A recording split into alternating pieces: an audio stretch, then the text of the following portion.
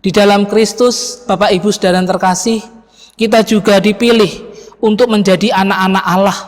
Ini suatu kehormatan dan berkat yang luar biasa. Sebagai anak, kita memperoleh jaminan sebagai ahli waris kerajaannya. Sebagai anak, kita mendapat hak untuk menerima kemuliaan Allah. Sebagai anak, kita berhak mendapat pemeliharaan Allah yang merupakan Bapa kita, yang tidak segan-segan dia menggendong kita ketika kita tak berdaya. Dia tidak segan-segan menolong, dia tidak segan-segan menopang serta menguatkan kita ketika kita menghadapi segala tantangan dan pergumulan. Dan terlebih, dia mengaruniakan segala yang baik yang kita butuhkan.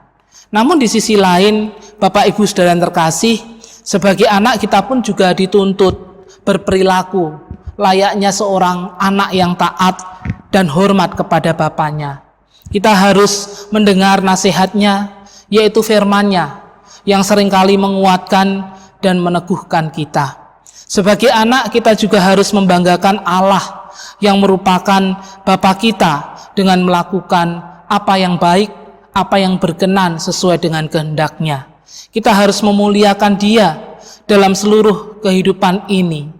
Dan hanya di dalam Kristus kita memperoleh semua berkat itu.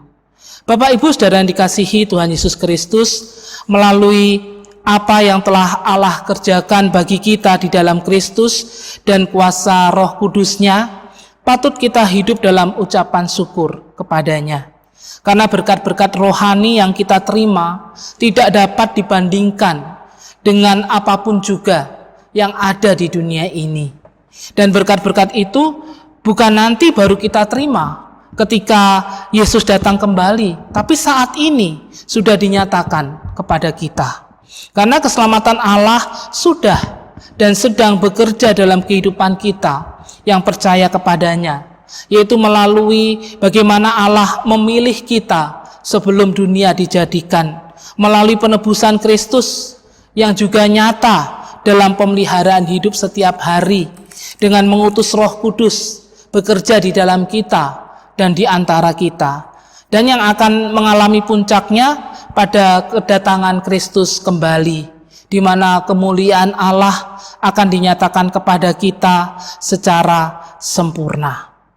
Itulah berkat-berkat rohani bagi kita orang yang percaya kepada Kristus, sekaligus sebagai jaminan bagi kita orang percaya untuk senantiasa mengalami pertolongan dan penyertaan Tuhan di dalam kehidupan kita. Oleh karena itu, Bapak Ibu Saudara yang terkasih, tidak ada alasan bagi kita untuk kita tidak berpengharapan, tidak ada alasan bagi kita untuk menyerah dan putus asa di tengah-tengah tantangan dan pergumulan hidup yang kita hadapi.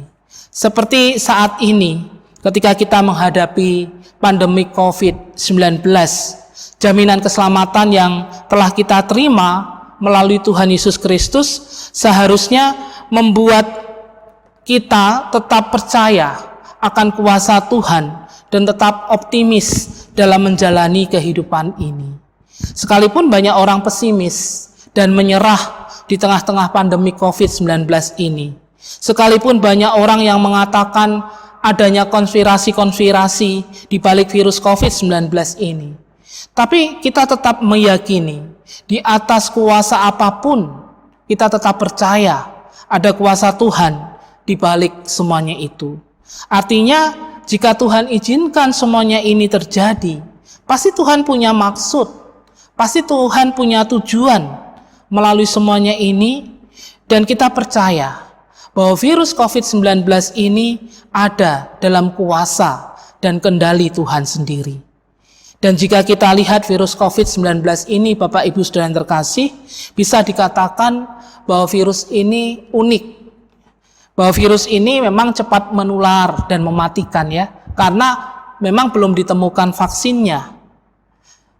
Tapi virus ini bisa mati dengan sendirinya. Karena orang yang terkena virus ini bisa sembuh dengan sendirinya ketika imun dalam tubuhnya itu kuat. Tentu semuanya ini adalah kuasa Tuhan yang bekerja atas semuanya itu. Tapi sebagai orang yang telah menerima kabar baik, Bapak Ibu Saudara yang terkasih, kita dipanggil untuk meneruskan kabar baik itu kepada sesama kita. Bagaimana dalam hidup ini kita memuliakan Allah, yaitu dengan merawat kehidupan yang dianugerahkan Allah kepada kita. Itu artinya di tengah-tengah pandemi COVID-19 ini, ya bagaimana kita lebih memiliki kesadaran dengan lingkungan kita, dengan orang-orang yang ada di sekitar kita. Karena COVID-19 ini tidak dapat kita hadapi sendiri. Sebaliknya, kita dapat menghadapinya hanya ketika kita jalan bersama-sama. Ini mau mengubah kehidupan kita yang selama ini orang cenderung egois, diajak untuk lebih peduli. Ya memang Bapak Ibu Saudara yang terkasih, dengan pandemi COVID-19 ini banyak memaksa kita untuk melakukan perubahan-perubahan dalam hidup ini. Tentu perubahan yang positif. Ya. Karena yang selama ini mungkin kita kurang memperhatikan kebersihan dan kesehatan. Ya. Selama ini mungkin kita sembrono dan cuek. Ya. Kita lebih diajak untuk lebih memperhatikan kebersihan dan kesehatan, lebih peduli dengan orang-orang dan lingkungan di sekitar kita. Dan virus COVID-19 ini juga mengajak kita untuk menahan diri dari banyak hal. Kita harus social distancing, physical distancing, bahkan dengan orang-orang yang dekat dengan kita, orang-orang yang kita kasihi. Kita harus menahan banyak keinginan, menahan apa yang selama ini sudah menjadi rencana-rencana kita, yang sudah kita persiapkan sebelumnya. Kita bisa melihat dalam kehidupan di tengah-tengah masyarakat kita saat ini, ada begitu banyak orang yang kehilangan pekerjaan karena COVID-19 ini. Ada banyak orang yang kehilangan peluang bisnis miliaran karena virus COVID-19 ini. Ada ya artis yang sudah mempersiapkan konsep besar-besaran harus dibatalkan. Ada banyak orang kehilangan momen yang penting dalam kehidupannya karena virus COVID-19 ini. Orang harus meninggalkan segala rencana-rencana, harapan-harapan yang selama ini sudah dipersiapkan, sudah dipertimbangkan dengan matang. Tapi apakah dengan semuanya itu lantas kehidupan ini akan hancur? Apakah lantas dengan semuanya itu kita akan kehilangan pengharapan? Bapak Ibu Saudara yang terkasih di dalam Tuhan Yesus Kristus, firman Tuhan ini mengatakan kepada kita, anak-anak Tuhan, bahwa di dalam Kristus Allah telah mengaruniakan berkat-berkat rohani. Allah juga telah mengaruniakan Roh Kudus kepada kita. Ini yang harusnya menjadi pegangan dan kekuatan kita, sehingga di tengah-tengah pandemi COVID-19 ini kita tetap dapat melihat kuasa Tuhan yang bekerja di tengah-tengah situasi dan kondisi yang sulit ini. Sehingga kita tidak putus asa, kita tidak menyerah, kita tidak hilang pengharapan, apalagi menyalahkan Tuhan. Justru sebaliknya, kita diingatkan sebagai orang yang menerima berkat-berkat rohani di dalam Kristus, kita dipanggil, kita diajak untuk senantiasa memuliakan Allah, yaitu dengan merawat kehidupan ini. Di masa-masa pandemi, dengan talenta yang kita miliki, ya, mungkin kita bisa berdaya guna di tengah-tengah keluarga. Bagaimana kita menguatkan spiritualitas keluarga kita masing-masing.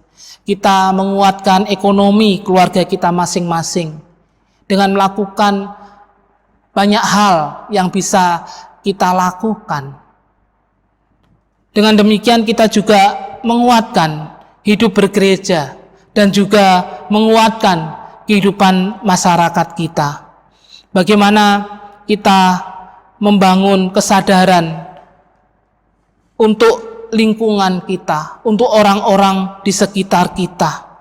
Dan itu kita mulai dari diri kita sendiri, membangun kesadaran untuk diri kita sendiri dan dari keluarga kita.